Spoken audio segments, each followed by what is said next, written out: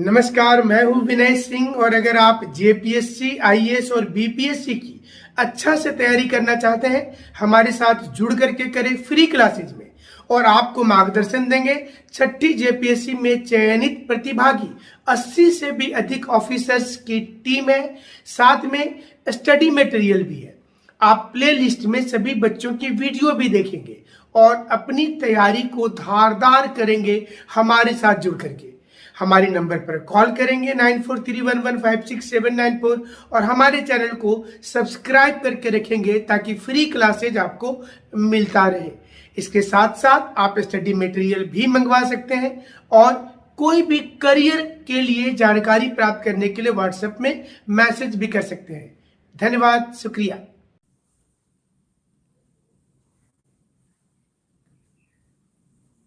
बहुत बहुत स्वागत है आज के क्लास में। आज गुप्त गुप्त पढ़ेंगे और गुप्त में देखेंगे कि कहाँ कहाँ से क्वेश्चंस आते हैं। खास करके जो गुप्त में क्वेश्चन होता है, गुप्त पढ़ेंगे और गुप्त में देखेंगे कहाँ कहाँ से क्वेश्चंस आते हैं।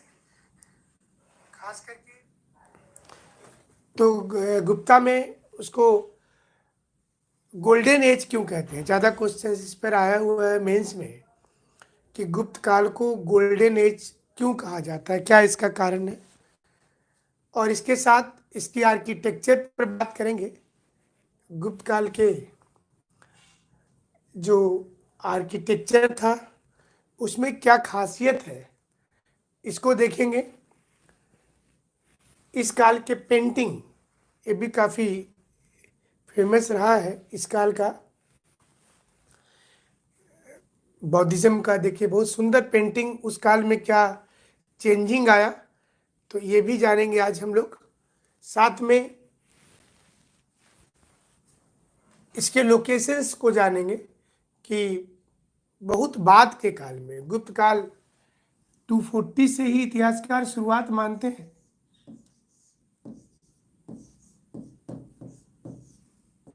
लेकिन 590 ईस्वी तक में जब लेटर गुप्ता का समय आया तो कौन कौन से इलाके में अलग अलग राजवंश जो थे वो डेवलप कर गए थे। जैसे यहाँ पर पल्लव आ गए, ये सारी चीज़ों को पढ़ना है। चालुक्य आ गए इधर में, ये बाद वाले गुप्त काल का एरिया है। शुरुआती समय में तो गुप्त काल पूरा इस इलाके तक था। इनिशियल फेज में ये पूरा जोन था गुप्त काल का, लेकिन बाद में गुप्त सिर्फ देखिए यहाँ पर बचे हैं, प्रयाग और पाटलिपुत्र इस इलाके तक। और जैसे अयोध्या वाले एरिया में मौखरी का शासन हो गया, इधर पुष्यभूति का शासन हो गया, इधर मैत्रक का शासन हो गया, चालुक्य और पल्लव। और इधर तो आप पहले से जानते हैं कि चेरवंश, इधर में पांडे, ये पहले से थे। तो और इसके राजवंश को जानेंगे कि कौन कौन से राजा, इसमें जो चार्ट अवेलेबल है अभी, जिसमें ये थोड़ा सा नाम छोटा होगा, अगर दिखने में दिक्कत हो तो हम यहाँ पर बताते चलेंगे। ये सिरिगुप्त है, इसको आप लिख ले सिरिगुप्त, पहला सिरिगुप्त लिख ले। ये राजा का एक चार्ट बना ही लीजिए और सिरिगुप्त के नीचे लिखेंगे घटोत्कच।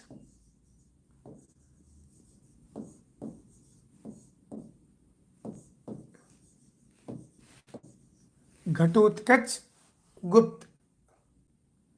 और फिर सिरिगुप्त के ठीक नीचे घटोत्कच और उसके नीचे चंद्रगुप्त प्रथम और उसके बराबर करके आप करेंगे कुमार देवी।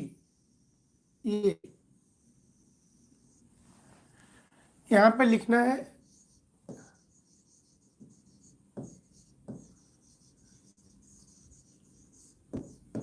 चंद्रगुप्त फर्स्ट और कुमार देवी, एक साथ लिखना है। बीच में ये ऐसे आप साइन दे देंगे, चंद्रगुप्त फर्स्ट, कुमार देवी। और फिर चंद्रगुप्त प्रथम के नीचे समुद्रगुप्त, यहां पर समुद्रगुप्त।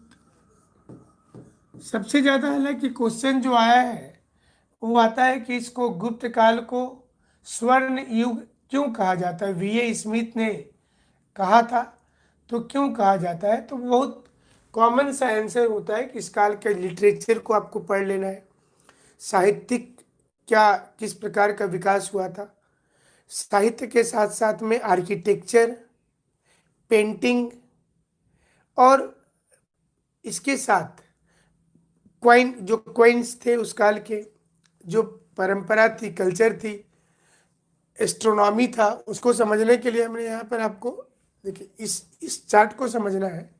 तो इसको अभी पढ़ाएंगे कि मेडिसिन के क्षेत्र में क्या हुआ, लिटरेचर जो गुप्त इंडिया था, एस्ट्रोनॉमी के क्षेत्र में क्या विकास हुआ, मैथमेटिक्स के क्षेत्र में क्या हुआ।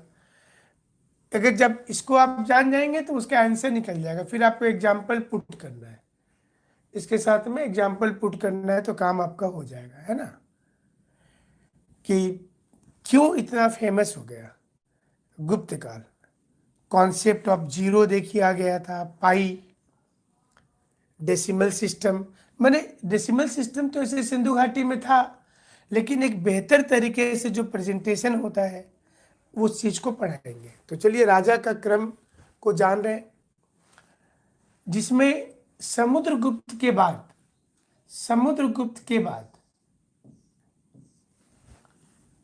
आपको एक साइड, इसको दो पार्ट कर लेंगे ऐसे,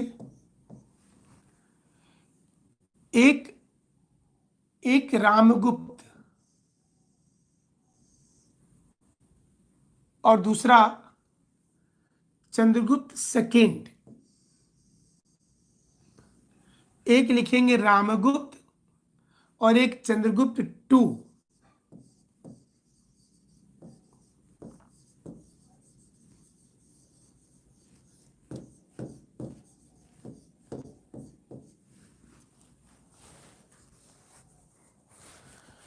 चंद्रगुप्त टू, और यहां पर ध्रुव देवी लिख देंगे नीचे में, ध्रुव देवी यहां नीचे में, यहां पर चंद्रगुप्त टू के नीचे ध्रुवा देवी लिख दीजिए।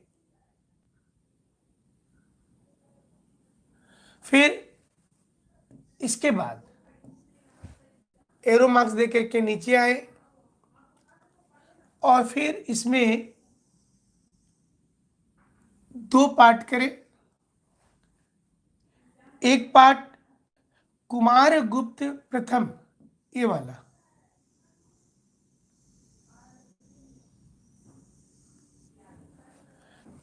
एक पार्ट में लिखिए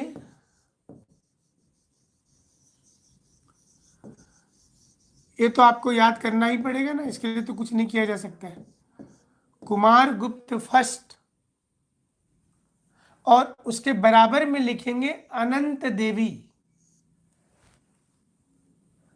और नीचे ब्रैकेट में लिखिए महेंद्र द्वितीय। कुमारगुप्त प्रथम के नीचे ही ब्रैकेट में लिख दीजिए महेंद्र द्वितीय।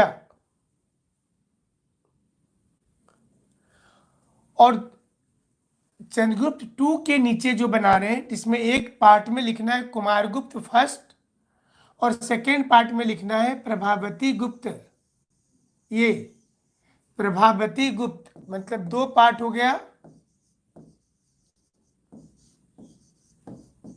प्रभावती गुप्ता। और फिर जो महेंद्र द्वितीय है, महेंद्र द्वितीय के नीचे, महेंद्र द्वितीय के नीचे आप लिखेंगे, एक लिखिए स्कंद गुप्त, इधर इसमें भी दो बना ले, क्योंकि बहुत से राजा पैरेलल रहे हैं, दो अलग अलग पार्ट बना है उसमें। एक स्कंद गुप्त यहां पर,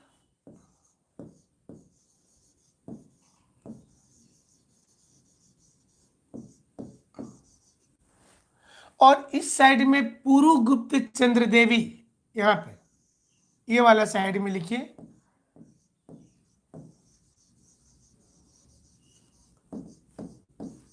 पुरुगुप्त चंद्र देवी। स्कंद गुप्त के नीचे कुमार गुप्त टू, कुमार गुप्त टू, ठीक उसके नीचे। और पुरुगुप्त से फिर आप यहां से एक डिवीजन लाइन लाइए नीचे, ऐसे एक साइड में लिखिए, यहां पर पहले कुमार गुप्त लिख देते हैं,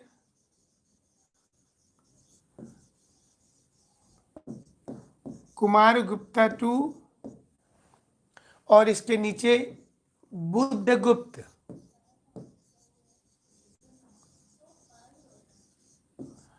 कम से कम राजा का नाम एक बार जान ले।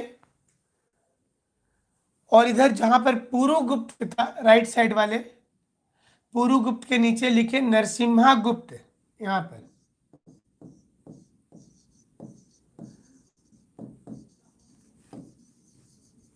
नरसिम्हा गुप्त, जिसको ब्रैकेट में बालादित्य लिखेंगे। नरसिम्हा गुप्त को ब्रैकेट में बालादित्य लिखेंगे, बालादित्य, नरसिम्हा गुप्त लिखिए और उसको ब्रैकेट में लिखिए बालादित्य। तो बालादित्य आप लिखेंगे तो उसमें पता चलेगा, ठीक है। और बालादित्य के बाद दिख रहा है ना सारे लोगों को, ठीक है। चलिए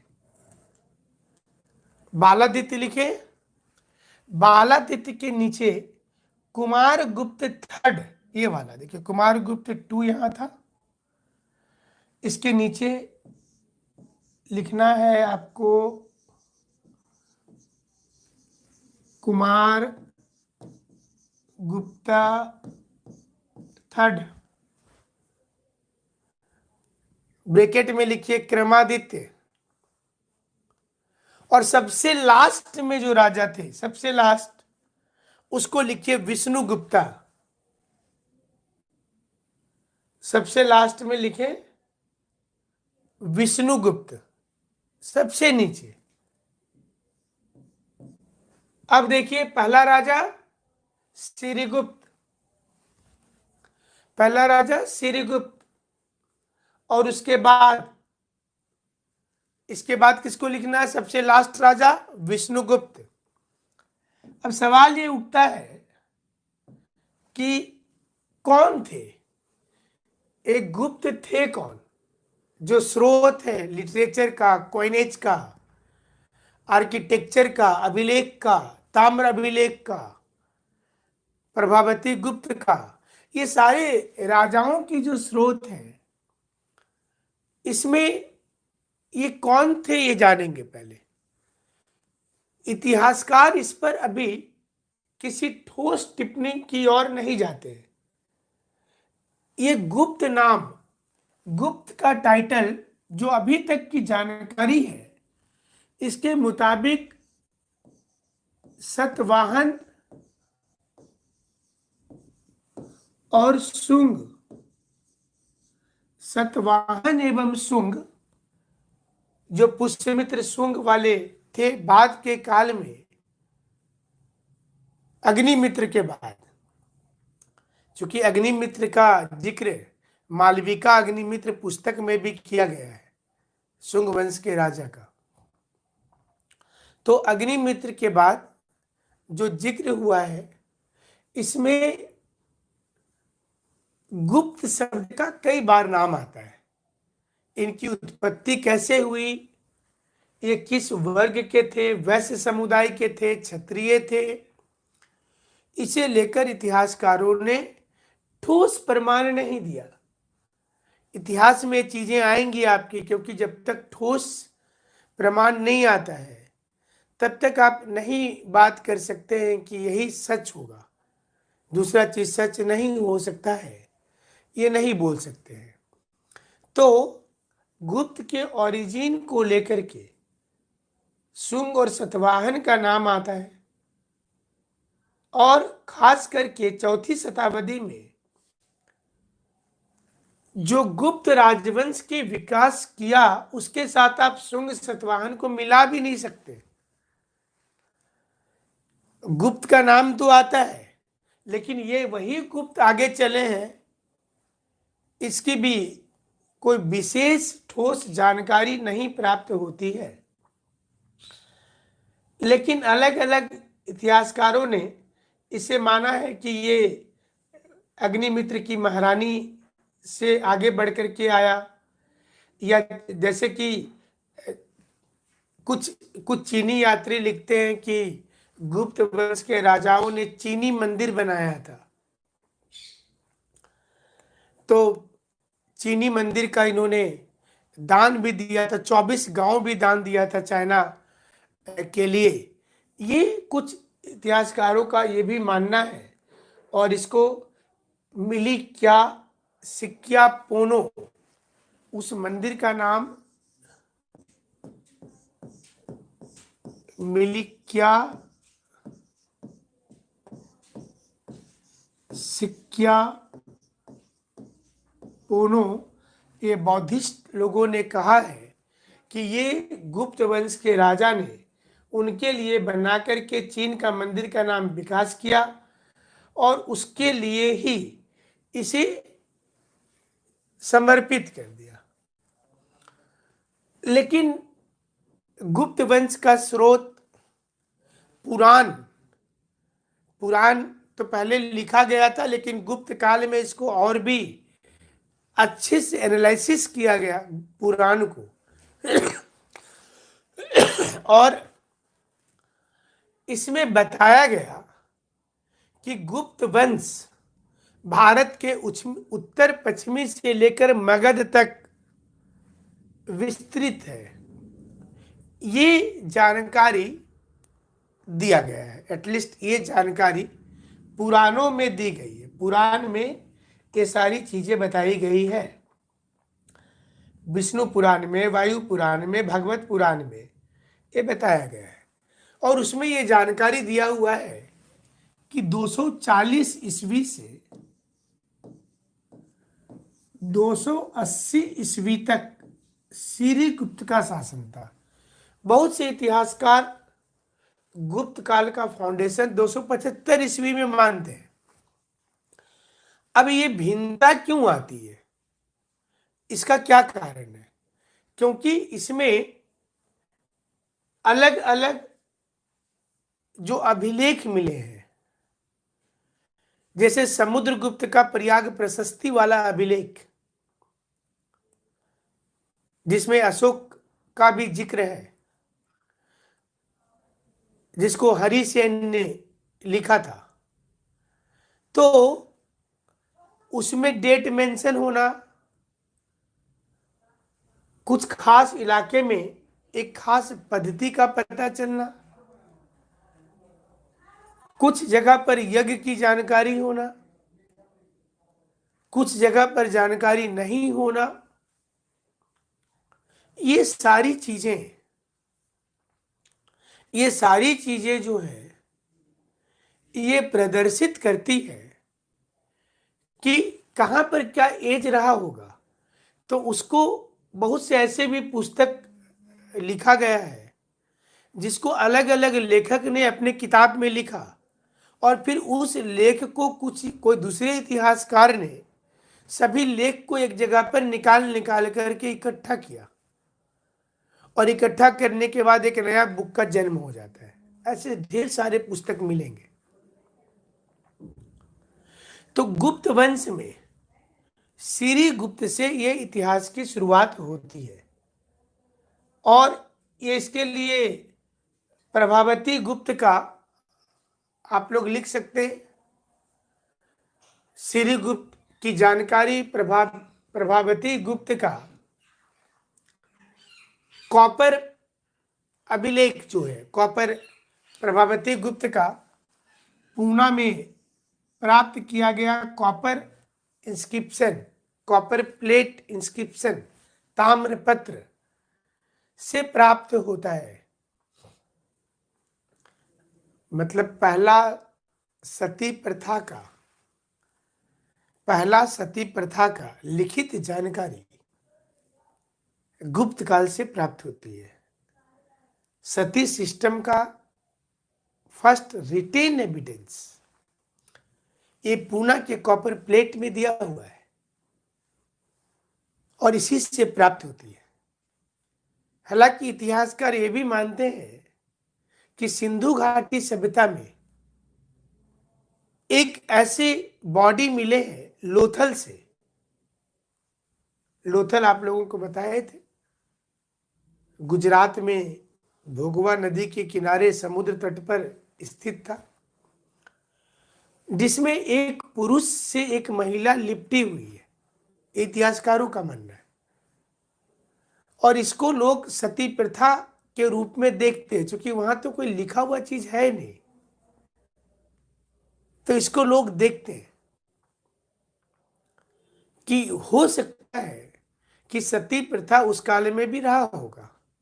लेकिन सती प्रथा होता था, हस्बैंड के मृत्यु हो जाने पर पत्नी को भी साथ में जला दिया जाता था।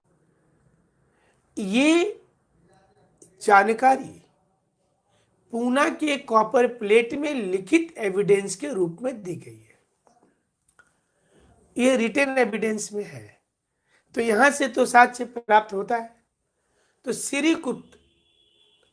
श्रीगुप्त फाउंडर जब पूछा जाएगा गुप्त काल का, तो श्रीगुप्त जो प्रयाग इलाहाबाद वाला एरिया, कन्नौज वाला एरिया और मगध तक विस्तार हुआ और पश्चिम में पंजाब तक विस्तार हुआ। ये पूरे जोन में गुप्त वंश का शासन रहा है। तो अगर आप देखें, जो अलग डिफरेंट कलर दिख रहा है वो अलग अलग डायनेस्टी के बाद के काल के उसके कोर एरिया है। लेकिन उसके पहले उत्तर भारत में महत्वपूर्ण साम्राज्य गुप्त वंश ही था। इसके कई लोग इसे मानते हैं कि महाराज शब्द श्रीगुप्त और घटोत्कच उसके बाद जो थे,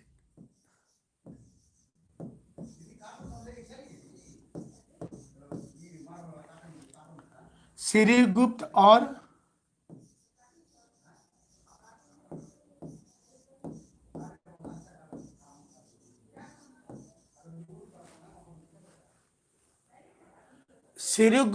घटोत्कच ये दोनों ने महाराज की उपाधि रखी है। श्रीगुप्त भी रखे हैं और कौन रखे? घटोत्कच भी रखे महाराज का। तो चंद्रगुप्त द्वितीय की जो पुत्री भी थी,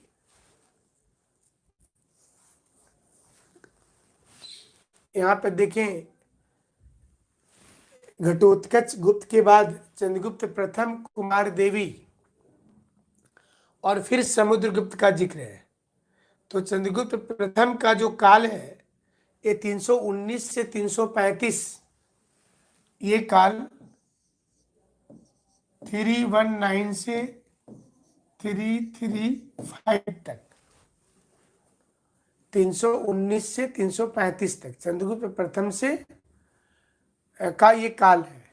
और ये बहुत इंपॉर्टेंट है चंद्रगुप्त प्रथम वाला भी, क्योंकि इस काल में कई विजय भी हुआ है। और इसके बाद जो हुआ समुद्रगुप्त वाला, जिसमें लिच्छवी घराना से भी उनका जिक्र आता है, तो वो भी बहुत ज़्यादा इंपॉर्टेंट था।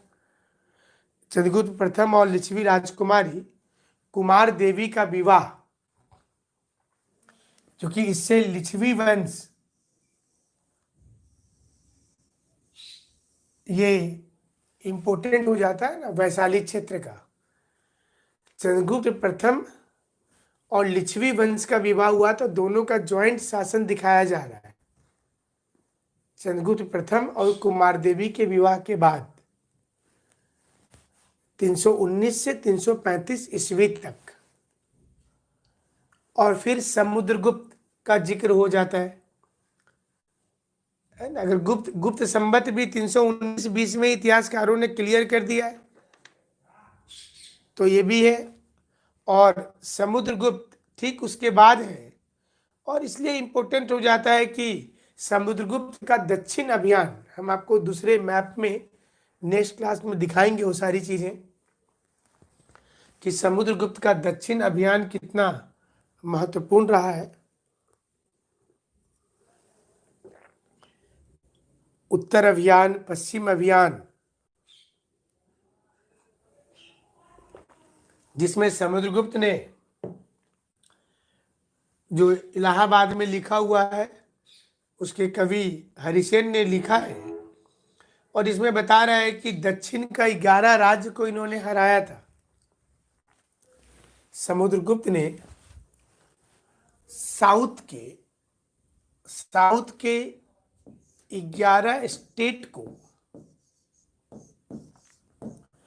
पराजित किया था।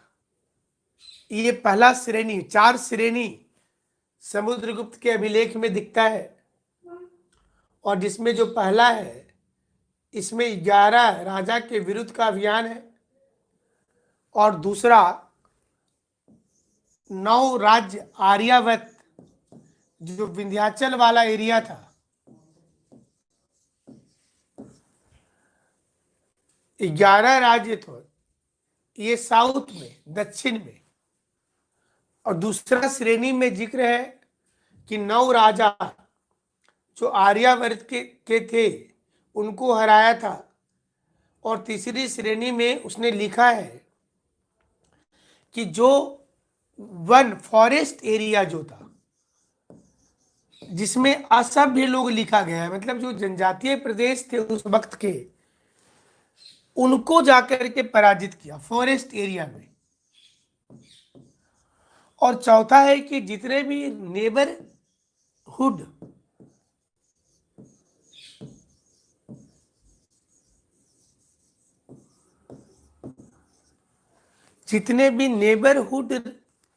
प्रदेश थे, पड़ोसी राष्ट्र थे, उन पड़ोसी राष्ट्र को भी पराजित किया गया है। सभी पड़ोसी राष्ट्र को भी पराजित किया गया। 4 श्रेणी में समुद्रगुप्त के दरबारी कवि ने ये जानकारी प्रयाग प्रशस्ति में दी है, और इसमें तो नाम भी है।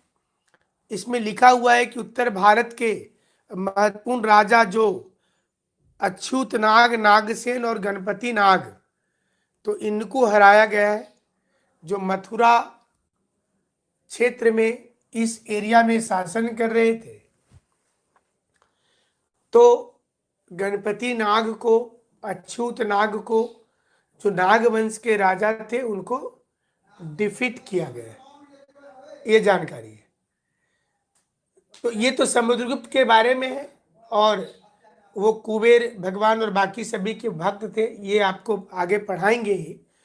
लेकिन थोड़ा सा विश्लेषण आज करेंगे कि क्यों इसको, आखिर ऐसा क्या कारण है कि गुप्त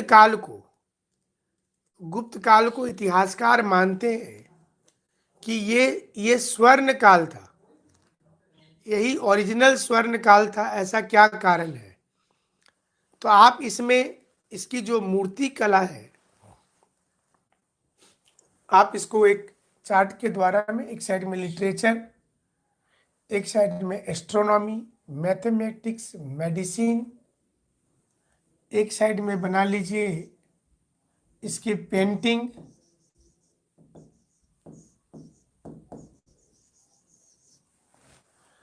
और हर एरिया में क्या डेवलपमेंट हुआ।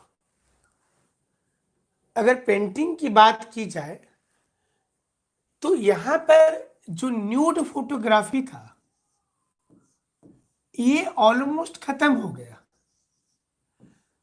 और मूर्ति को कपड़ा पहनाने का तरीका देखिए कितना डेवलपमेंट हुआ है। गुप्त के पहले की जो तस्वीरें दिखती हैं उसमें नग्न अवस्था में फोटोग्राफी है, लेकिन गुप्त काल में मूर्ति को दो प्रकार के कपड़े पहनाए जाते थे। एक पतले ट्रांसपेरेंट कपड़े और दूसरा जो अनट्रांसपेरेंट होता था।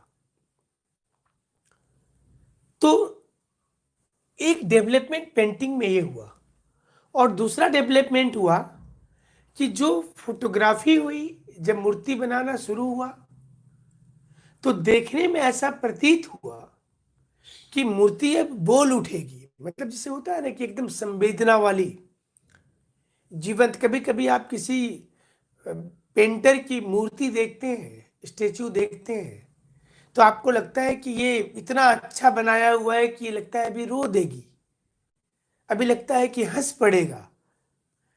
तो उसकी मूर्ति से उसका संवेदना पता चलता है। गुप्त काल में पेंटिंग हाईएस्ट पीक पर पहुंचा। आप हालांकि बाद में मुगल पेंटिंग जहांगीर के काल में काफी पीक पर पहुंचा था, उससे ज्यादा पेंटिंग गुप्त काल में आगे बढ़ा था। वो अलग बात है कि हमारे यहां पर जब इतिहास लिखा गया तो जिक्र कहीं और का होता है। समुद्रगुप्त को भारतीय नेपोलियन कहते हैं, जबकि नेपोलियन को यूरोपियन समुद्रगुप्त कहना चाहिए। कितना उल्टा इतिहास लिखा गया है। समुद्रगुप्त पहले आए हैं। समुद्रगुप्त का आप ईस्वी देख लीजिए, 335 ईस्वी के बाद समुद्रगुप्त है। और नेपोलियन का देख लीजिए, तो जो व्यक्ति समुद्रगुप्त से 1200 साल बाद आता है उसको आप लिखते हैं कि समुद्रगुप्त ही भारतीय नेपोलियन है। क्योंकि हमारे यहां पर इतिहास विदेशी स्रोत से है। जो हम बात करते हैं ना, पूना कॉपर प्लेट की हम बात करते हैं, सिंधु घाटी सभ्यता की, इसमें भी कई विदेशी लोग आकर के पढ़े हैं। वो बता रहे हैं हमें। तो जाहिर सी चीज है कि भारतीय इतिहासकार उतने मजबूत नहीं हो पाए कालांतर में जो पोजीशन यूरोपियन इतिहासकार की रही है। इसलिए सारनाथ में बैठे हुए बुद्ध की मूर्ति या मथुरा में खड़ा बुद्ध की मूर्ति जो है, मथुरा वाला फोटो है हमारे पास, सारनाथ में बैठी हुई मुद्रा में। तो ये जो मूर्तियां हैं, और देखिए इसमें क्लोथिंग किया गया है। मतलब मूर्ति को ऐसे नहीं छोड़ा गया, इसमें कपड़ा का डिजाइनिंग किया गया है, ऊपर से कपड़ा पहनाया हुआ। आप भगवान बुद्ध को देखें तो एक देखिए इनकी मूर्ति के ऊपर, और यहाँ पर एक ऐसा देखिए, ये एक कपड़ा इनको पहनाया हुआ है। देखिए ये यहाँ पर इस प्रकार से ये पोज है, ये कपड़ा पहनाया हुआ है। तो गौतम बुद्ध की ये दो जो मूर्ति सामने आई है, जिसमें आगे चल करके शिव भगवान का, जैसे शिव भगवान की कई मूर्ति कुषाण काल में दिखती है, लेकिन यहाँ पर जो एक मुखी शिव भगवान या चतुर्मुखी शिव भगवान, ये कल्पना और ये जो मूर्ति है एक गुप्त काल में बना। और जाहिर सी चीज है कि इसी कारण से स्वर्णकाल भी इसे कहेंगे। अर्धनारीश्वर का भी रचना, आधा नर का शरीर और आधा नारी का शरीर, ये अर्धनारीश्वर की रचना भी गुप्त काल में हो गई थी। जाहिर सी चीज है कि विष्णु भगवान के कई रूप को इसमें दिखाया गया, जिसमें विष्णु भगवान का 12 अवतार,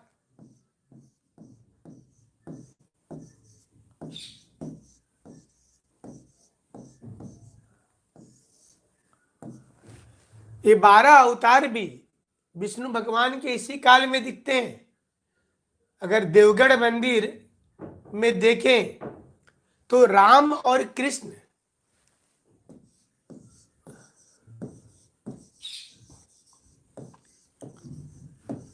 देवगढ़ टेम्पल में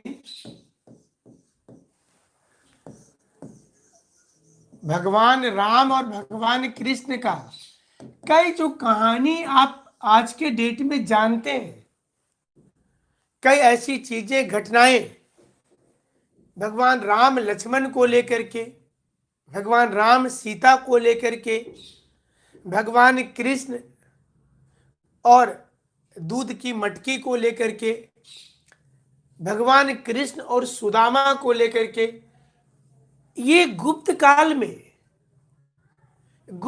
में इनको दर्शाया गया है। कृष्ण सुदामा की कहानी को भी बताया गया है। हालांकि रामायण काफी पहले हुआ था, ये तो वैदिक काल के समय का है, लेकिन गुप्त काल में इसको दर्शाने की कोशिश की गई है। सारी चीज की कहानियां आपको उसमें दिख जाएंगी। ये भी गुप्त काल की खासियत है। तो इसमें आप अगर देखते हैं कि एक तो ऐसे भी वहां फोटोग्राफी किया गया है जिसमें भगवान कृष्ण, रुक्मिणी और सुदामा,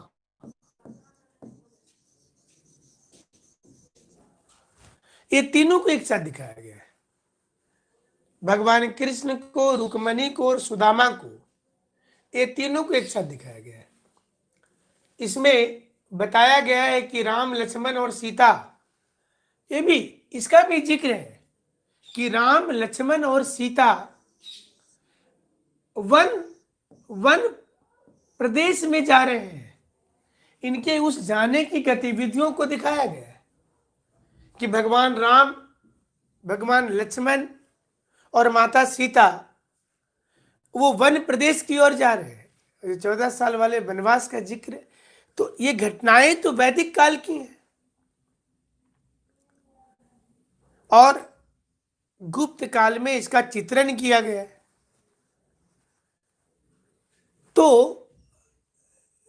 गुप्त काल को एक प्रकार से आप ये भी बोलेंगे कि जिस प्रकार से भारत में वैदिक के साथ बौद्धिज्म, जैनिज्म और दूसरे छोटे छोटे संप्रदाय विकसित हो रहे थे, गुप्त काल के समय में इसमें एक परिवर्तन हुआ। और परिवर्तन क्या हुआ कि ब्राह्मण बहुत मजबूत हुए। ब्रह्मा, विष्णु, महेश की स्ट्रॉन्ग संकल्पना सामने आई। भगवान के कई अवतार को बताना शुरू हुआ। स्वर्ग और नरक, आप कैसा कर्म करेंगे तो क्या फल मिलेगा। पहले तो दीपावली में ऐसे नक्शे आते थे, आजकल नहीं आता वैसा कैलेंडर। मतलब पहले लोग जब दुकान में भी जाते थे शॉपिंग करने तो लोग पूछते थे कि साथ में कैलेंडर दीजिएगा कि नहीं।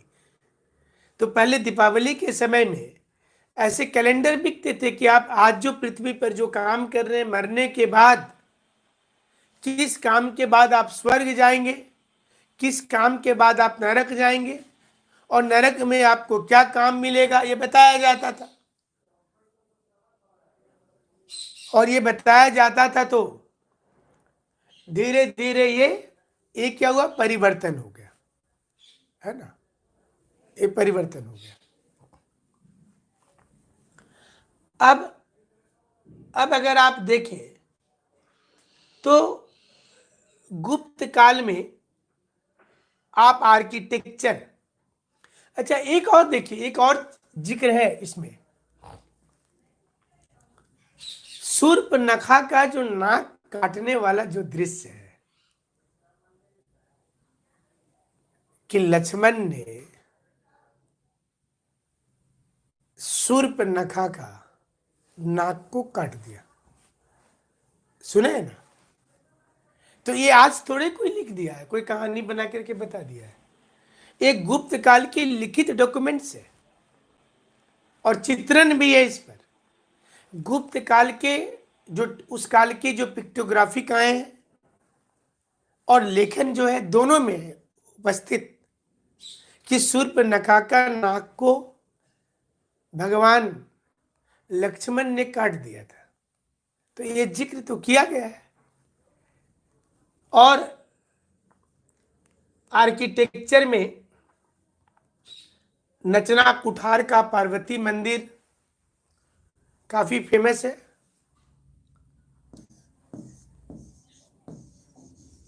एनसीईआरटी में है सारी चीजें दी हुई, तो आपको एनसीईआरटी और बाकी अन्य सामग्री से जो इंपॉर्टेंट चीजें वो बताई जा रही है। पार्वती टेम्पल 11th या 12th की एनसीईआरटी में सारी चीजें। नचना कुठार का पार्वती मंदिर, नचना कुठार का।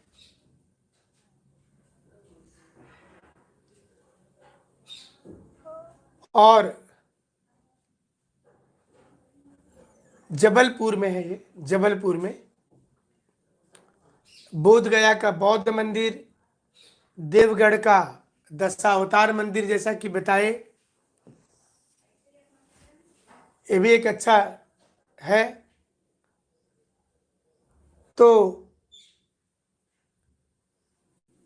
पत्थर को तराश करके बनाया गया है, इसलिए ज्यादा वैल्यूएबल भी हो जाता है। इस काल के अगर आर्किटेक्चर को भी देखेंगे तो आपको देखिए ऐसा बहुत से पिलर में डिजाइनिंग नजर आएगा,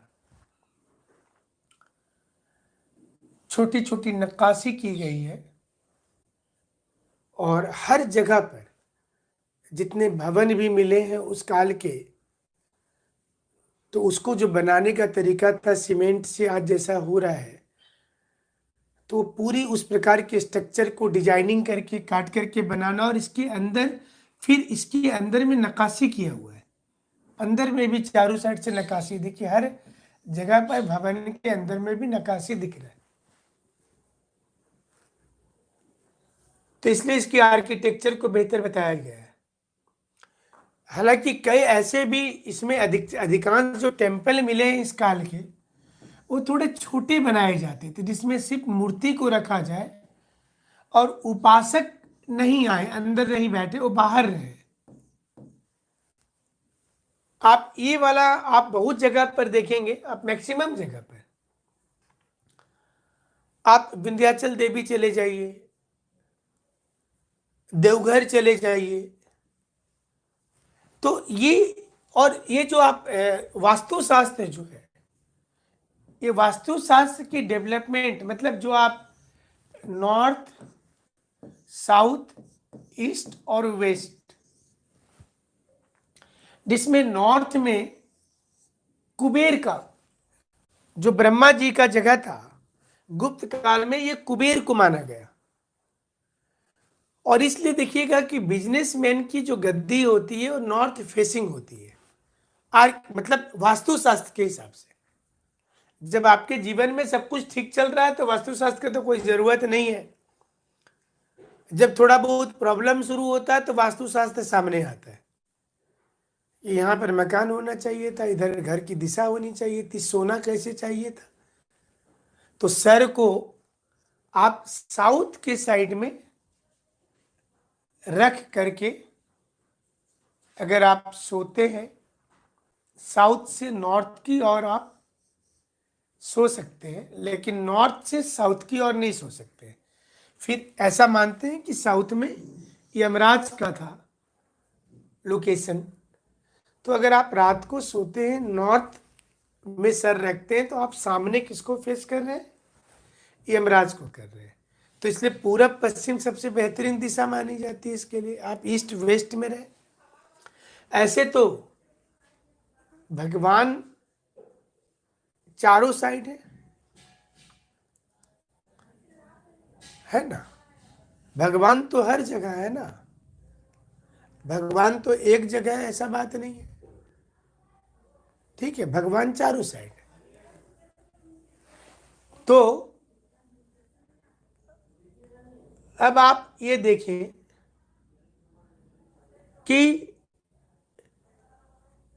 सारनाथ में बहुत से सिक्के मिले हैं, राजगीर में मिले हैं, और टेराकोटा की मूर्ति भी मिली है, इस काल की टेराकोटा फिगरेन मिला है।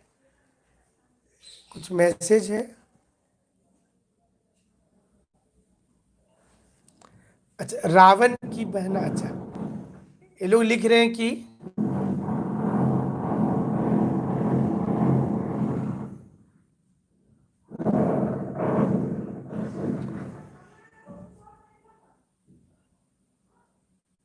देश डेवलपमेंट नहीं करता है। अच्छा, क्यों?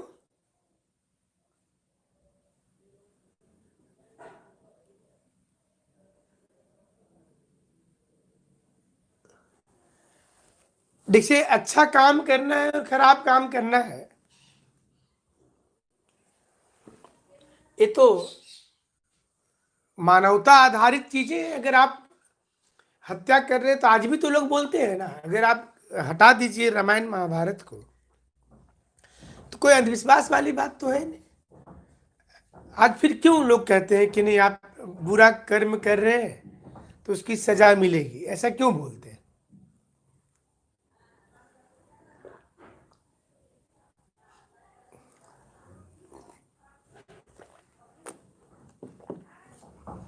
इसलिए आपको देखिए, यूपीएससी करना, अब यूपीएससी में कहाँ बोला, कहीं बोला गया कि घूस लीजिए? कमेंट किए हैं कि डेवलपमेंट नहीं हो रहा है, इसमें अंधविश्वास का क्या लेना देना है? आत्मा होता है कि नहीं, ये तो रहस्य है, और इस पर तो चर्चा होनी चाहिए। लेकिन सवाल ये होता है कि यूपीएससी तो नहीं बोलती कि आप बनने के बाद करप्शन करें, और तो इंटरव्यू में पूछा जाता है कि आप बनने के बाद क्या कीजिएगा, तो लोग बताते हैं कि हम विकास करेंगे। तो ये तो सोच है, अगर स्वर्ग नरक को हटा भी देते हैं, वास्तुशास्त्र को हटा देते, इतना विज्ञान तरक्की किया है, तो क्या जरूरत है कि मंगलयान को छोड़ते समय नारियल फोड़ करके अगरबत्ती दिखाना? क्या जरूरत है? कोई जरूरत नहीं है। तो वो तो एक यूनिवर्स की शक्ति की पूजा होती है, और अपने हाथ में किसी का कोई व्यक्ति 200-400 साल तो जिंदा रहता नहीं। तो ये चीजें हैं, ये तो सोच है, हम रूढ़िवादी चीजों को नहीं बोल रहे, बट मानवता घुमा करके सारे धर्म में है। यूपीएससी में भी वही होता है, बीपीएससी में भी वही होता है। तो जो हम बताना चाह रहे थे कि इसमें अगर आप देखें तो मेडिसिन,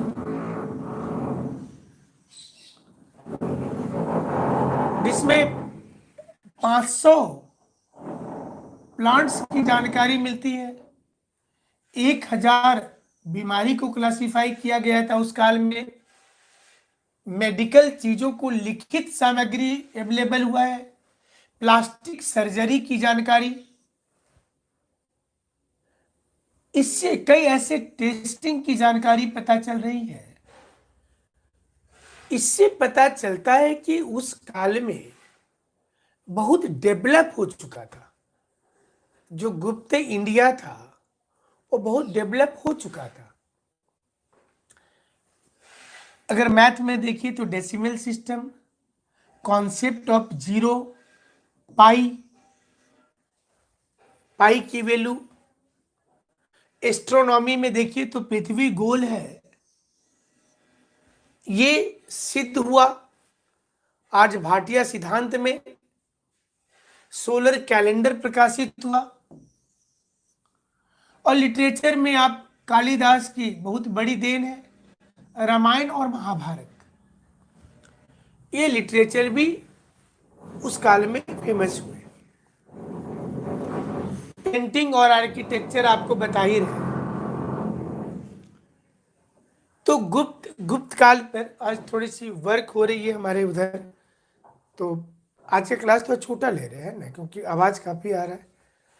तो कल आगे बताएंगे गुप्त के बारे में कि इसको स्वर्ण काल क्यों कहते हैं और क्यों इस काल में चित्रण जो हुआ पेंटिंग का, जिसमें ग्वालियर से बाघ गुफा, ये मथुरा से मिला है, अजंता एलोरा की गुफाओं के बारे भी बताएंगे कि मृत्यु शैया पर राजकुमारी जो पड़ी हुई है उसका दृश्य का चित्रण, ये सारी चीजों की जानकारी कल आपको देंगे। Thank you.